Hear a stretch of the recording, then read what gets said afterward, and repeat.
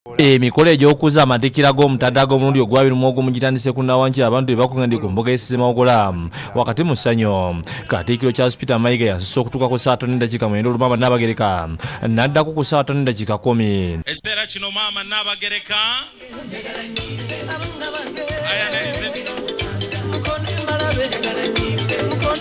yongera engalo.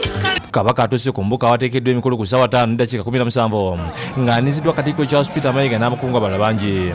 Asusse okulamusa ku mujaguzo b'ab'ekika ky'Embugo ne bamukongojja okwetooloola ekifo kyonna ng'ahobera ku bantu yali bamulindiridde.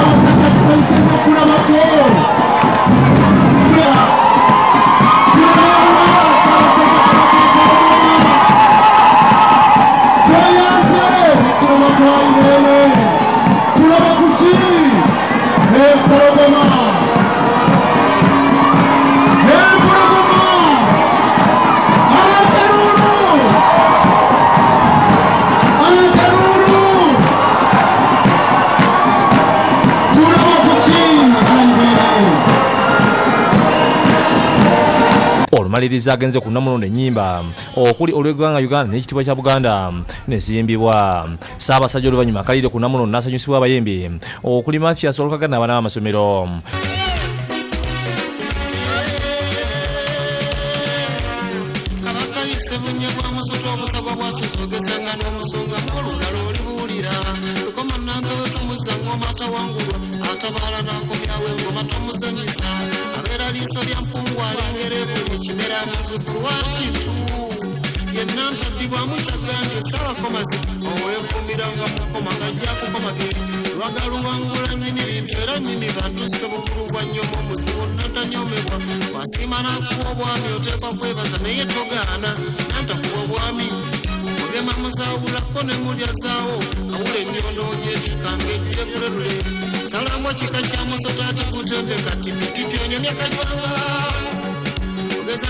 Omukolo guno gwetabyeko abantu bangi okuli baminisita ba Kabaka, ababaka ba Parliament, bannaddiini, abamemba b'amasaza n'abakulembeze ku mitendera egy'enjawulo. Katikkiro Charles Peter Mayiga atuzizza Muteesa omuggya Ssaalongo Felix Kabajjo Nsamba n'abamyuka be ono nga yeeyamye okugondera Obuganda. Kabaka asiimye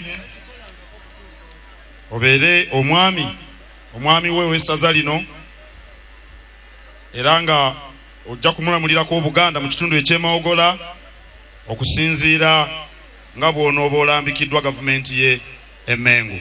Ssaabasajja Kabaka asiimye nkukwasa omuggo guno ogw'obulamuzi. Omuggo guno gwewese ekitegeeza nti obwami bwe obuliko ekkomo ge makulu gaakyo.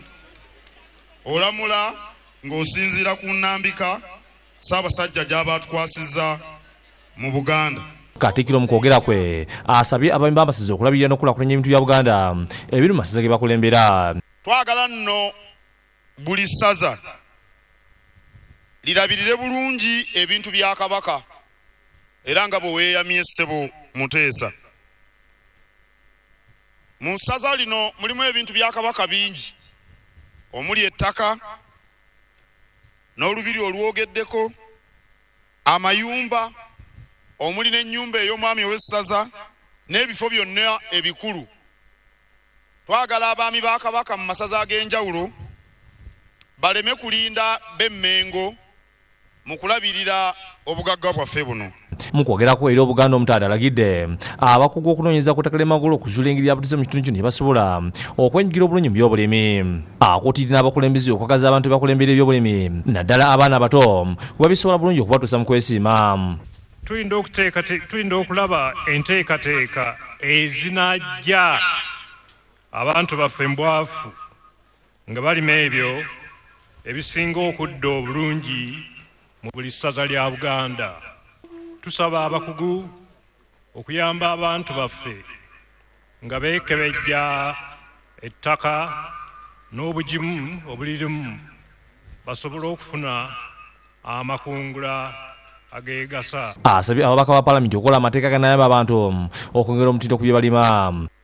Bannaffe abatukiikirira mu Paalamenti ne ku mitendera emirala twongera okubasaba okuwa gavumenti amagezi nti gavumenti efune ebyuma ebikamula n'okwongera omutindo ku bibala n'ebirala ebirimibwa mu bitundu byaffe.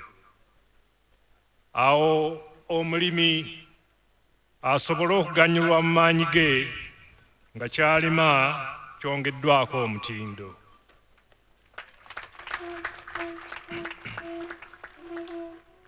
Kabaka era akubiriza abantu bonna amasaza okwegatta nga bwe banasobola okwegwako obwavu. Oluvannyuma asazeeko ekikyagabudde eri Obuganda olwo n'asiibula abantu be. Mutebi Sulaiman, Dick Mutebi ne Maria Nakino bakusekidde eggulu eno ku Lwabukedde TV.